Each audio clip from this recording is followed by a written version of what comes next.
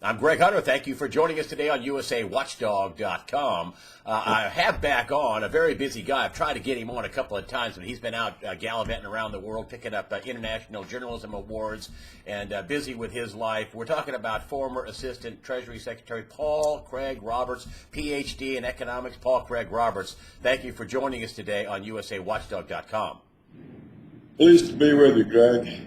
Congratulations on your International Journalism Award. The Wall Street Journal didn't want you writing for them? What? We'll talk about the media in just a minute, but I want to get into the Middle East. We have a guy, James Jeffrey, who was quoted. He was a former ambassador in the Obama administration, also worked as a security advisor in the Bush administration, 43.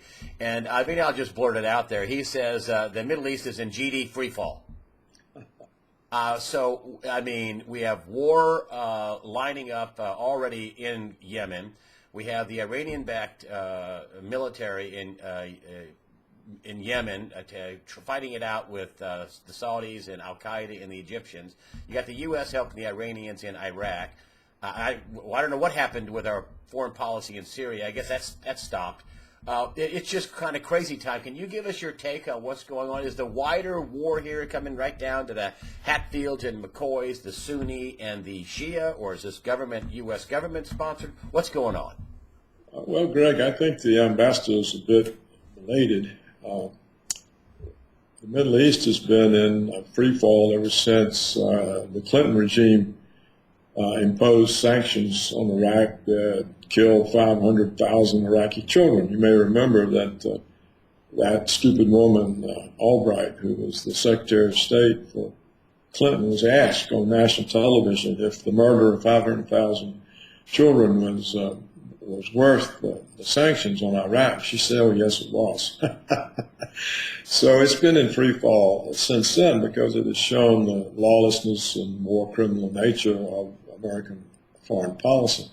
Now, what's happening at the moment, in my opinion, is that when the American puppet government in Yemen, we had established a puppet government there, and it has been overthrown by the people themselves. And the American puppet is in hiding in one of the cities that the people haven't yet taken over. So when our puppet government fell, what we did, we sent in all the dictatorships that are our allies in the Middle East, the Saudis, which is essentially a monarchical dictatorship, Qatar, the United Arab Emirates, these are all dictatorships, Bahrain, Jordan, of course, some kind of monarchy, Egypt, a military dictatorship. we sent in all of these third world backward dictatorships whose regimes are based on murder and police states to overthrow the People's Revolutionary Government in Yemen because it overthrew our puppet. So we are behind this. Saudi Arabia hasn't, to my knowledge, been in war with anybody in memory. And though they've got a lot of fancy American planes and technology, they have a very untested army. And the thing about Yemen is those are a warrior people like the Afghans. And if we couldn't do anything with the Afghans after 14 years, the Saudis are not going to be able to do anything with the people in Yemen. You think they'll lose this battle? I mean, it's not just the people of Yemen. They say that the Houthis are backed by the Iranians, and the Iranians are basically spreading out through the Middle East. What do you say about that? Well, the Iranians say that's not true. Well, they said they didn't have a nuclear program either. I mean, well, for years. They don't have a nuclear one. They said that for years they do have one. For years they said they didn't have one, and they did. They had a nuclear program. I don't know if they're going to build a bomb or whatever. The only nuclear program Iran has, according to our own intelligence agencies and according to the International Atomic Energy Commission, is an energy program that they are permitted to have because they are signatories to the Non-Proliferation Treaty. That's the only energy program they have. The claim the neocons make is that, oh, well, if they can enrich uranium for nuclear fuel rods, they'd be able eventually to raise the enrichment level to weapons. But there's no evidence they're doing that, and the International Atomic Energy Agency has never found any diversion. And our own intelligence agencies, in a unanimous report, said they abandoned their pursuit of the bomb back in 2003 or 2004, I forget which year, but a long time ago, over a decade ago. And so all that talk about Iranian nukes is just a big lie, just like Saddam Hussein's weapons of mass destruction. Do you think we're going to sign a deal coming up in this week or whatever the deadline is, the 31st of March, which is coming up in a day or two? Yeah. I mean, you think that we're going to be signing this deal? Is Obama going to run it by Congress? Is he going to run it by the Senate? Is he going to go straight to the United Nations? What do you think is going to happen? The neocons are trying to block it. You may have seen that article by John Bolton, one of the main neocon Nazis, in the New York Times the other day, claiming that Obama was selling out humanity. And if we didn't bomb Iran, it was called bomb Iran, something like that. Like John McCain thing. If we don't bomb them now, he said, it will cause Turkey to have nuclear weapons, Saudi Arabia to have them. They'll spread everywhere, blah, blah, blah. But of course, he has no evidence or analysis. It's just wild assertions. So I think that what's happened is, the Russians stepped into this, and its agreement is that Iran agrees to freeze its enrichment capabilities at the fuel level. And since the International Atomic Energy Agency is always there inspecting everything, I am confident the agreement is sound. It will be kept. Now, I don't know whether Obama can be forced off the agreement or not. What I think is happening right now, to get back to your main question, the reason that the Saudis were sicked on Yemen probably didn't have anything to do with Obama. It is the neocons in his administration, in the military, in the foreign policy apparatus, the Pentagon, trying to provoke Iran to come to the defense of Yemen so that we can overturn the nuclear agreement and bomb Iran. I mean, that's what's really going on. I want to make it very clear exactly what's going on. This is an effort by the neocons to draw Iran into the conflict on the grounds that Iran is sympathetic to Yemen. Oh, the Iranians, you may be right on that, because the Iranians are very upset. They want the invasion by Egypt and Saudi Arabia to stop. They have a naval blockade on them. So it's not so chaotic that there's a plan here, because I did a weekly news wrap-up, and I said, I really don't understand what is going on. But you're saying this is a planned deal. They're trying to bait the Iranians into a wider war in the Middle East so we can smack them down. That's right. It's a bait to the Iranians. I don't really think Obama knows much about it. He may have figured it out. But as I've said so many times, the president doesn't know very much about what's going on in his administration. I've been in administrations. I know that is a fact. They're very, the span of control of a person is limited, especially when you're always having to do fundraisers and meet with interest groups and go give speeches and meet with foreign dignitaries. And they're all over schedule. I mean, even as an Assistant Secretary of the Treasury, I was always on the schedule. When I'd get to the office at 7 o'clock in the morning, I'd be handed a card, and every 15 minutes was blocked off. They try to prevent you from having any time to think or to do your job. So you think the military covertly or overtly is running the show behind the scenes? You think the State Department, the inner workings of the government, beyond the control of the president, any president, is what's really driving policy in the Middle East? The CIA, the defense contractors, they're part of it. Since William Perry, when he was in the Pentagon, since he privatized so much of the military, it essentially elevated the defense contractors. They run the policy as much or more than the generals do. So what you've got is all this apparatus, which with a common interest, You may remember in the neocon documents that Horace published in the leading Jewish intellectual magazine, commentary, of all the countries that were going to knock off, Saudi Arabia was one of them. Petraeus spilled the beans on that years back. And so what you have going is all these interests coming together, the military security complex selling more stuff, the neocons trying to overturn Obama's agreement with Russia and Iran about the nuclear energy program there. They're desperate to overturn that because they're desperate to bomb Iran. So is Israel. Israel is absolutely, I mean, that's what Netanyahu came to the Congress to speak, remember? To encourage them to attack Iran. So they're desperate to do this, and here's Obama about to get rid of the Russians and Obama are about to get rid of the issue. So they're trying to suck Iran into this conflict. Then explain this then. This is another crazy thing. So our U.S. Military is basically bombing into Crete, ISIS, or the Al Qaeda spin-off ISIS. So we're helping Iran. And so, and then in Syria, I mean, this is this red line, and, we were going to drive them out, and Assad has to go. Well, now, not so much. Why doesn't the administration just say, hey, we've changed our policy, and here's what we're going to do? I mean, what's going on with it? I mean, it's just so concocted, it looks bizarre. Greg, the answer is obvious. The administration has different elements. There are different agendas.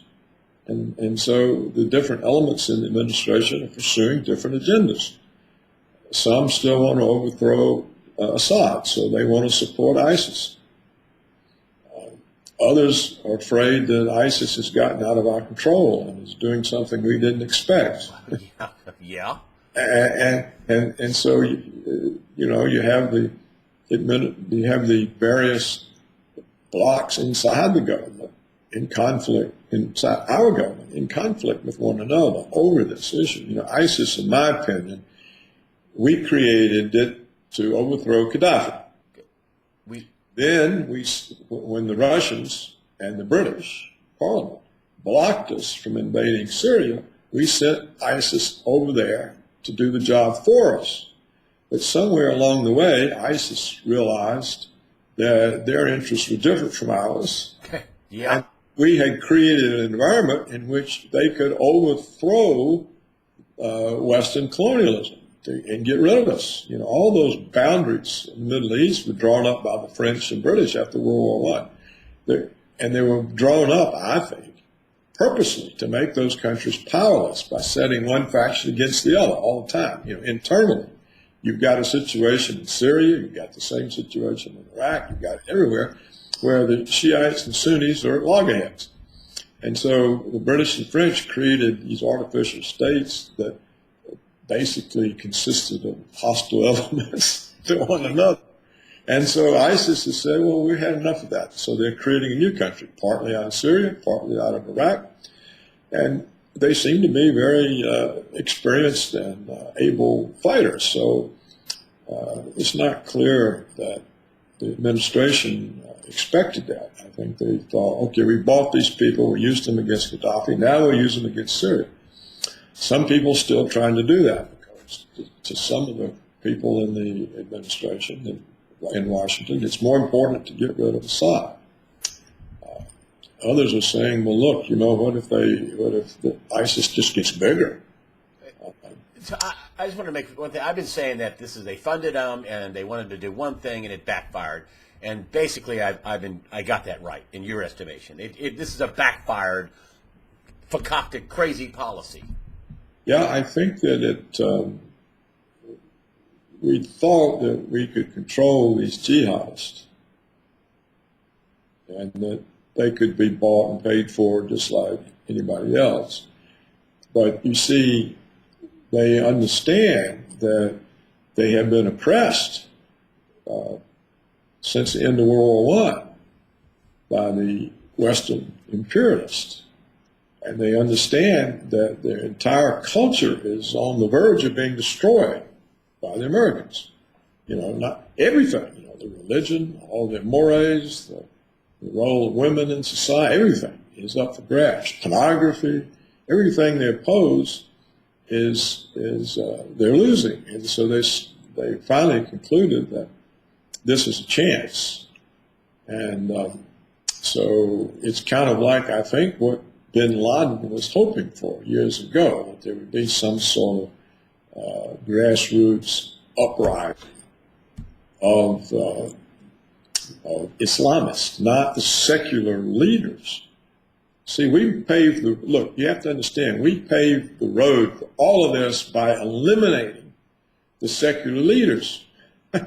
Like Saddam Hussein, Gaddafi, he wasn't exactly secular, but he wasn't, an Islamist leader in that sense. He was trying to unite Muslim peoples, but not in the way that the IS is doing. So by getting rid of the secular rulers that set hard on these religious conflicts and prevented the rise of religious governments. See, Iran was the only country that had an Islamist government, none of the others. And now all of a sudden we've got the Islamic State, and it's like Iran in the sense that it's Islamist. It's just the other version of it. The Sunni version. They always had two versions. And see, in my opinion, Iran should endorse them. Well, but Iran is short-sighted like everybody else. And they say, oh, well, it's the wrong version of Islam.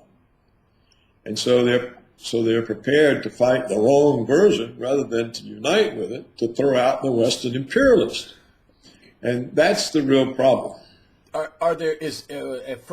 Second thing, do you think a wider war is taking shape? I mean, it doesn't look like it's simmering down. It looks like we have, increasing war in the Middle East. Would you say yes to that or not? I think that unless the Islamic State somehow collapses, we are now on the verge of the reappearance of a Mohammed-type atmosphere where they are now so full of hatred of the West. And the only way that hatred can be effective is under Islamist leadership. It can't be effective under some sort of secular dictator.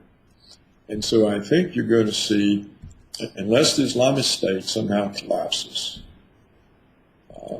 you're going to see a new wave of revolutionary developments in the Middle East. I suspect all of the oil dictatorships will be overthrown because they're all a tiny handful of people we install there who are now mega billionaires, and everybody else hasn't got anything. I mean, the Saudis are, the House of Saud is an absurd situation. You've got all these princes, and they're all immensely wealthy because they simply take oil revenues. And the same thing in Qatar, Bahrain, the United Arab Emirates. These are tiny, tiny elites that have monopolized the oil wealth. And they're secular. They make religious statements and all, but the systems are secular. So I think they're all headed down the drain. That's my opinion. Do you think Saudi Arabia, I mean, that's the Mac Daddy of them all. Do you think they lose this war in Yemen? And if they do, isn't that the end of the U.S. petrodollar, Saudi-U.S. petrodollar relationship? I mean, isn't that going to spell doom for the U.S. dollar if Saudi falls? I think what's going to spell doom to the U.S. dollar is all the quantitative easing and all the debt. And it's doomed independently of the petrodollar. That's my opinion. I think the Saudis can bomb the Yemenis from the air.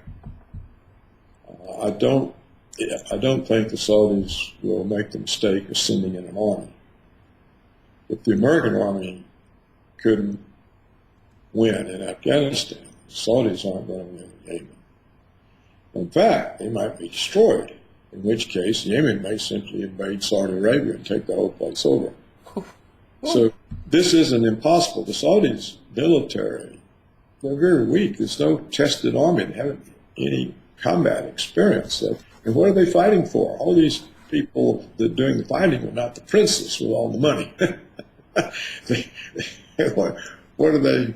So I don't know. I think it's very risky for the Saudis. I think this is a gamble that some nuts in the Obama regime, like Victoria Nuland or Samantha Power or Susan Rice, some of those nut neocon Nazis, they've gambled on drawing Iran into it in order to be able to block the nuclear energy deal that's been made by the Obama administration with the Russians and Iran. So I think that's what's going on. Somebody in the administration is trying to block that agreement by pulling Iran into a conflict such that we can then say, okay, look, we have to attack them now. So I think that's what it is. I think Iran is too smart to get drawn in, but you never know. They may get all worked up.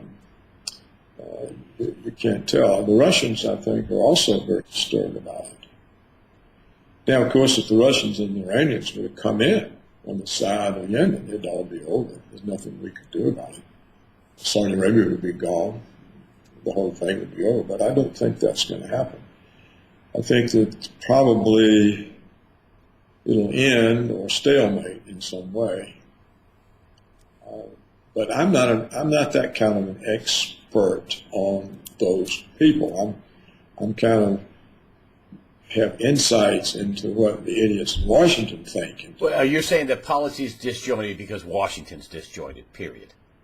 Washington's at cross purposes. As I understand it, Obama is sincere in trying to work out this agreement. Initially, I thought it was just cover so he could say, well, we tried and it didn't work. And then he could renew all his hostility toward Iran. But he stayed with it too long for that to be credible. I think he actually means it. And I think there are some people in the administration who understand that, getting into a war with Iran is a risky business.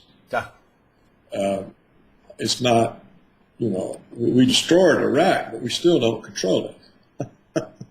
Well, it looks like the Iranians control the Islamic State controls it. Yeah, at least part of it. Afghanistan, we don't control that either. The Taliban control it. So we're not likely to have any success in Iran. And since both Russia and China are allies with Iran and have deals and all the rest, if they got pulled into it in some way, it'd go very badly. So I think Obama is more cautious than the neoconservatives in his administration. What he really should do is clear them all out. I mean, he should just summarily fire every one of them, and then the whole situation will change. But as long as they're there, they're going to undermine anything that isn't for more war. What do you make of? What do you make of the Supreme Leader? Kerry's announcing, oh hey. We're making these great progress, and the Ayatollah Khamenei is out in front of a huge crowd of people, with a "Death to America" chant. What's up with that? I mean, that's who we're negotiating with? I mean, it seems bizarre to me. Look, that'd be like Obama, they having a news conference while Kerry's over cutting a deal going, the Iranians are terrible people. We ought to just blow them up. But we're trying to make a deal with them. I mean. But that's what people in some people in the administration are saying we should blow them up. Well, the people in Iran are saying it. I mean, they're saying death to America. It's in their charter. They've got good reason to, don't they? They've got good reason to. What have we ever done for them? They had an elected government in 1953, a democratic government. We overthrew them. I understand. I wasn't even born there, so I don't want to die because tortured the hell out of them for decades. They get rid of him. We throw on sanctions. So we're cutting a deal with somebody who wants to destroy it. Entirety of the 21st century. I mean, they got every reason to say death. I understand they do, but we're cutting a deal. I mean, I'm just coming up to right here in my world, which is we're cutting a deal with somebody who wants to destroy us. I just find that bizarre. There's nothing bizarre about it. We cut the deal, the problem goes away. All right, let's go into the economy because, the Kansas City Fed was out last week. I didn't cover this in my weekly news wrap-up. And, factory orders are plunging. You've been out, week after week, and they keep telling us that this economy is great. And here, the Kansas City Fed comes out and said, factory orders are plunging and things aren't looking good. And the Kansas City Fed says, well, the mainstream media is portraying the economy, this is not an exact quote, but close, but the mainstream media is portraying the economy a lot better than what it is. And I'm thinking, how did they get that idea? This is the Kansas City Fed saying that the economy's not as good as the mainstream media has been saying, just like you've been saying, because you're a former Assistant Treasury Secretary and a PhD in economics. But the economy's not good. We're spiraling, aren't we? Aren't things going bad? Michigan consumer sentiment down for a couple of months in a row. Retail sales down. Manufacturing down. I mean, isn't everything pointing down? Yeah, and it has been ever since 2008. There's never been any sign of recovery except GDP. And the only reason they can show real GDP showing recovery is they don't measure inflation. They undermeasure inflation. So when they deflate the nominal GDP, they still have real growth. If you measure inflation correctly, GDP has been negative ever since the downturn in December of 2007. It's never recovered. And all of the other indicators show that. There's no sign anywhere of recovery. John Williams makes this point over and over, and a large number of other people have made it. You can read it on Zero Hedge regularly. You can read it in my columns regularly. And so now, finally, the Kansas City Fed has admitted what we've been saying the whole time, but also, the Atlanta Fed also. The Atlanta Fed maybe doesn't come out as forthrightly, but the Atlanta Fed has its own GDP forecast. And as the middle of this month, the middle of March, the Atlanta Fed's GDP forecast for the first quarter was 0.3, that is 0.3%, whereas the consensus forecast was 2.3%. And you're saying once you add inflation to that, it's negative something. If you add inflation, a correct measured inflation to the Atlanta Fed's forecast, it's in the negative category, in the negative territory. My own opinion is the first quarter and the second quarter of this year will be negative, and probably it'll go down from there. I don't think there'll be a recovery, and there's really no way they can recover it except by understating inflation. Because, look, we've talked about this before, haven't we, Greg? There's been no growth in real median consumer income for decades. That means that people have no growth in their income, so they can't spend more. And not only do they have no growth in income, but the prices are rising faster than are acknowledged. All you got to do is go to the grocery store and watch them. They go up by the week. And so the people's real income is falling. So when you have a population with falling real income, there can be no growth in consumer demand. Now, the other thing that they could substitute for a lack of growth in consumer demand is a growth in consumer debt, a buildup in consumer credit. But that can't happen either. Greenspan already used that up when he was the Fed chairman. So people now have so much debt they can't take on anymore. And so you can't expand consumer credit, consumer debt. The income doesn't expand. So how is consumer demand going to grow? It can't. And if it can't grow, the economy can't grow. It's that simple. So what can the Fed do? It can't do anything. It can print more money. Eventually, that money is going to get into the economy and drive up prices. So you're going to have no ability to buy anything but rising prices, hyperinflation. They've created a perfect storm. There's no really way out for the Fed. And they've focused the economic policy since 2008 on saving 4 or 5 big banks. That's all they've done. There's been no, savers, retired people. They've had no interest income now for 8 years. So they're drawing down their capital. The savings is shrinking. What do you say to people that are pointing towards this fall, that are saying, this is coming to the end? I mean, we're going to have some people are forecasting negative, actual, real. Right now, they're technically negative when you factor in just the Fed's phoning inflation at 0 to 0.25%. I mean, just their own phony inflation at 0.8% or 1% or whatever they think they were, the phony inflation is still negative. So the negative interest rates are coming this fall. What's going on in Europe is a disaster with Greece. It's not going well. They're going to default and leave the EU. And a lot of people are looking at this fall or this year that we're going to have a major inflection point. What say you? I hate to pin you down, and if you don't want to be pinned down, on fine. But is that a possibility? What do you think about this at the end of this year? I don't maintain a forecasting model, but I can see what's going on, and I think that the first 6 months of this year, the GDP, even with the fake inflation numbers, will be negative. That the decline is so strong now they can't hide it anymore with manipulated numbers. And so we're going to go into a recession. And how do you get out of it? And I can't see any way for them to get out of it. And so it will worsen. So I think that it's heading into a depression. And you think that there's no way going back at this point. They come out and say, "Wow, we're going to have QE4," and they overtly say, "Hey, we're going to do something about this." They're saying that's not going to do it. That ain't going to help. We're down. We're going down, and we can't come out of it. Greg, we already know QE1, QE2, QE3 did nothing whatsoever for the economy. It only helps the banks, the big banks. That's why they do it. It keeps the big banks solvent. It gives the big banks negative interest rates. They can borrow from the Fed and put the money in their account with the Fed and make 25 basis points on it. So it's all rigged to produce money for the banks. It hasn't done anything for the economy. All that QE, debt buying, low interest rates, money printing, it's not done anything for the economy. There's no recovery. And not only that, we're now sinking. So it came down, poof, then it bounced along like that. Now it's about to go down again.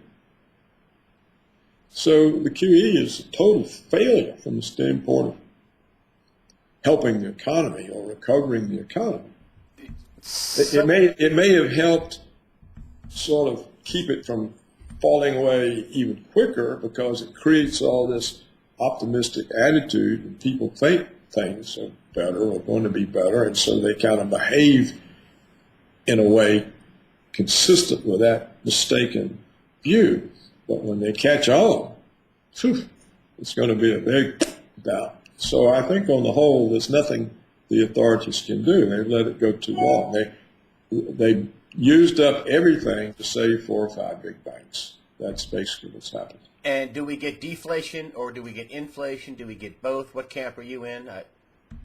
I think that John Williams is probably correct that we're going to have an inflationary depression, and there's no policy cure for that. Except bankruptcy. Well, aren't a lot of things just going to go under? See, they even expect this. This may explain the militarization of the police. It may explain why the Department of Homeland Security now has the power to take over local police departments. It may explain all these reports of Halliburton giving contracts to build detention centers.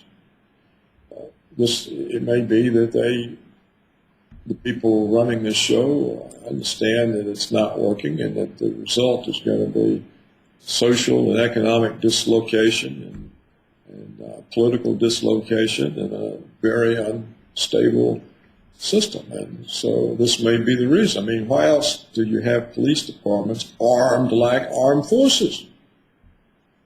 No one has ever explained this. No one has ever said why even small town police departments need tanks and rocket-propelled grenades and helicopters and night vision and all these and drones. And no one has ever explained it. And the media doesn't ask the question. The Congress doesn't say, well, what's going on? Why are we doing this? But the military has been feeding all these weapon systems into state and local police forces. I mean, I've even seen little communities in which everybody in the community is a millionaire, and they got SWAT teams that are dressed out like SEAL professional soldiers. It's not sensible. There's no reason for it, and there's no explanation. No one ever says why this is happening. Why? And also the attitude of the police toward the public. We see how violent their attitude is. The attitude is that comply or die. Do exactly what we tell you, you're a dead man. And this is, for somebody in my generation, this is unheard of. The police weren't ever allowed to behave like that. But now there's this constant violence. They shoot people for no reason. They taser them. They throw 95-year-old people on the ground and break their necks. They put 4-year-olds in handcuffs. It's an incredible situation. It's this massive abuse of the population. That's not explained. Nobody explains it. And in fact, it's very underreported. Every now and then something makes the national news, like Ferguson. But most of these things never get beyond local reporting. So in general, the population, the American population, doesn't know how extensive it is. They only know if it happened in their town. But they don't know that at the same time it happened in the town, it happened in 100 other towns at the same time. And you think they know it's going to crash? But there has to be some reason for this brutal behavior on the part of the police. They had to be trained to that, because they didn't used to be like that. An encounter with the police now can be deadly. I mean, just a routine traffic stop, you can end up beat up, tasered, killed. Well, they're not all like that. I mean, they're not. Where they all are. The public isn't very kind to police there, Dr. Roberts. The public is pretty belligerent to police. No. Greg, this is absolutely new. This kind of brutal treatment of police toward the public, this is new. And the militarization of the police, this is new. I mean, it's been going on now for a decade. Well, the Washington Post did a bunch of stories about how the cops were out in certain states, looking for people traveling so they could take cash. You have any cash? The Washington Post did a big thing about that, about how police department, that is new. You're correct about that, that's for sure. But no, all of this is new. But you say they know that this is a crash coming. Old people, I mean, what in the world? It's absurd. They would have all been indicted and put on trial in my day. Nothing like this could have happened. And you're saying the powers that be... You have to ask yourself, what is the reason for all this? And nobody asked. It's like you were saying, you're already defending them. Oh, the public's belligerent. The public is not. They're scared to death of these guys. They're absolutely terrified of them. I know some people now absolutely will not drive in their car from one town to the next. So there's no belligerence. Well, I hate to paint everybody with a broad brush. It's my only thing. I just want to be fair. Some cops aren't like that. Some are, I guess. But if they aren't, they're going to be removed. I hear from them all the time. They say you have to go along with this. It's training. They're actually training teams that train them this way.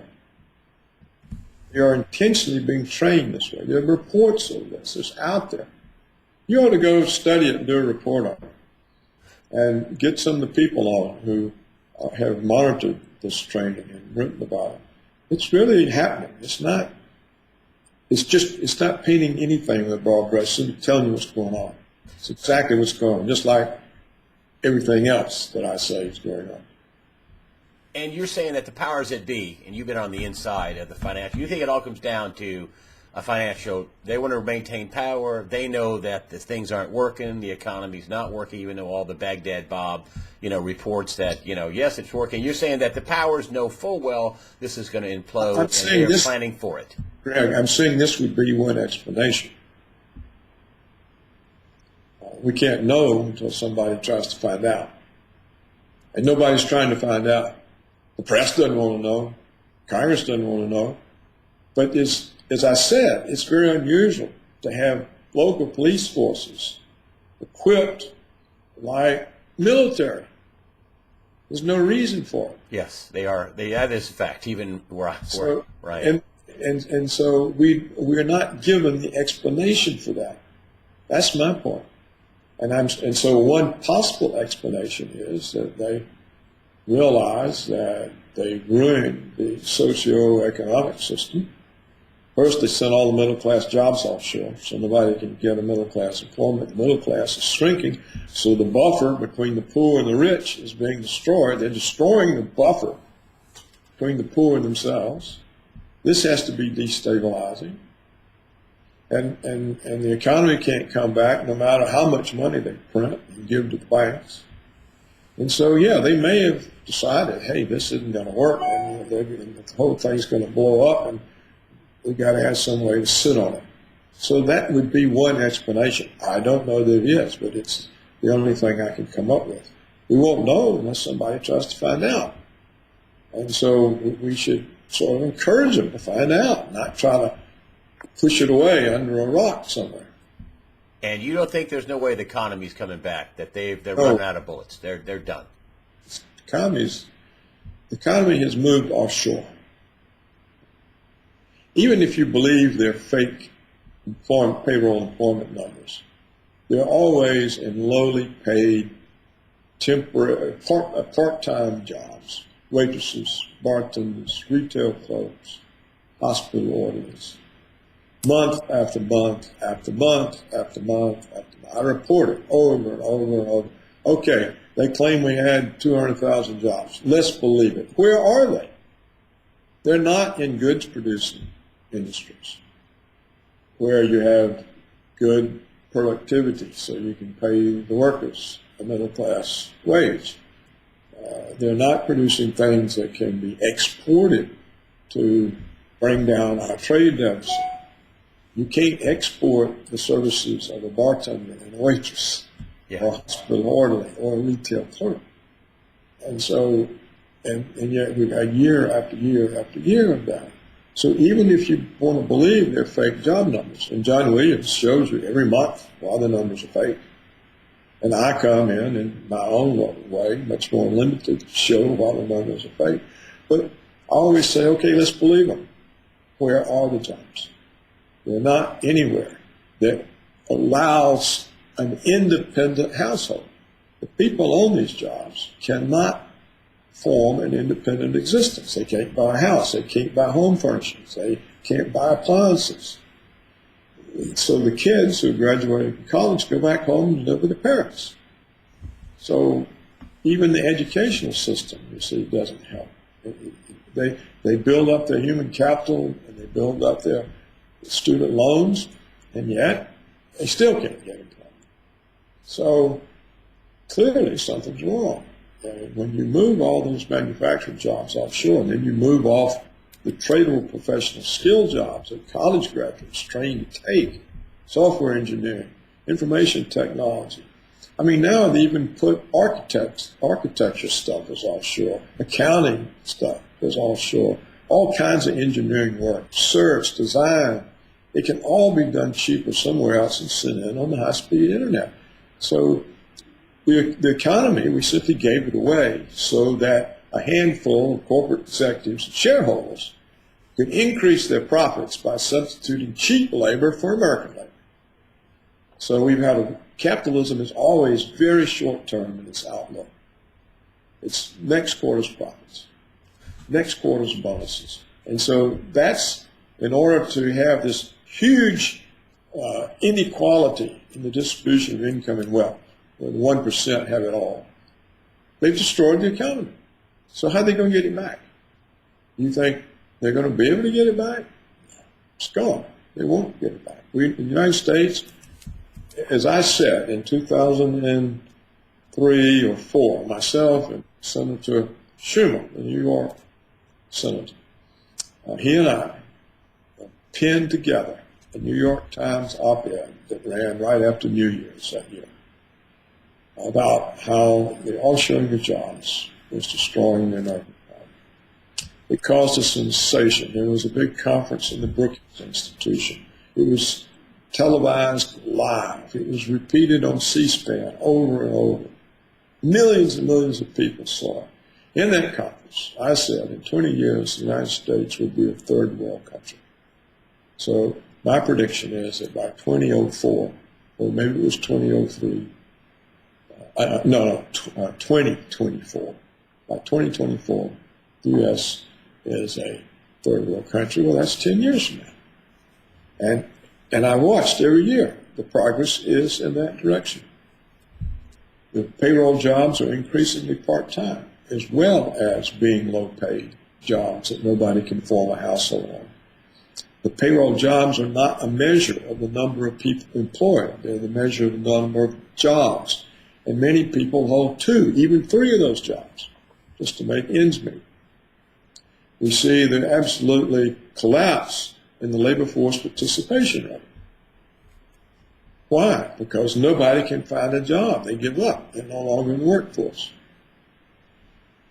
So to talk about getting, how did India get out of being third world? Thanks to us. We sent them all the high-tech professional service jobs. If you go look at the number of Indians now employed in the Indian Silicon Valley type cities doing software and IT work, it's huge. And now, of course, I think it's already true. IBM's got more Indian employees than the U.S. So how you get that back? We're going to have a new development program. We're going to have to go to the World Bank and ask for development. Maybe we just have a big old war and upset the table and just turn the table over. Well, we'll lose. Look, if after 14 years you can't defeat the Taliban, what are you going to do if you get in the war with Russia? Talk about your journalism award that you just got, International Journalism Award. Just want to close with that. You went down to Mexico to pick it up. Is that right? Mexico City? Yeah. The Press Club of Mexico apparently every year has an awards ceremony. They give a large number of awards. They're international. And they gave me their top award, which is the International Award for Excellence in Journalism. I didn't even know I had an audience down there. But it turns out it's very big. And so I got this one. But RT got an award. Russia Today, the TV station. I think their award was for their reporting in Latin America. And then various newspapers or organizations or individual journalists in some of those Latin American countries get awards. And then the Mexicans get awards for their coverage of this or that or the other and so on. So it's a big award ceremony. It's a high society type thing. There are all kinds of the Mexican government sitting there. All the owners of the media organizations. It wasn't just press. I thought I was just going to be speaking to press people, but it was high society leaders, the top ministers of the government, the owners of all the big news networks, and foreigners. And so it was a big deal thing. I didn't know about it before. And it just came to me out of the blue. I thought, when I first got it, I thought it was some joke. Somebody was pulling my chain with a joke, But it turned out 2 people in the United States who had received it in the past contacted and said, "You've been chosen for this. This is real." And so I looked into it. And it meant that I had to go down there. And I said, well, I should at least go down there and meet these people, because I didn't know anything about them. And so I did, and that's that. So what's interesting is, you see, there's nothing, I couldn't possibly get a journalism award in the United States. Well, that's a sad thing, Dr. Roberts, and I want to just congratulate you on your award. You're a favorite here. A lot of people love you. A lot of people have been asking about you. I've been trying to book you, but you were out, out of the country and things like that. But glad to have you on. Thank you for joining us today on USAWatchdog.com. Don't forget Dr. Roberts. He runs his site completely, totally free, no advertising whatsoever. So if you want to donate, I'll put a link down at the bottom of the page. You can go to Dr. Roberts' site and donate. PaulCraigRoberts.org. Dr. Roberts, thanks for joining us today on USAWatchdog.com. it was fun, Greg, and I look forward to the next time. Thank you.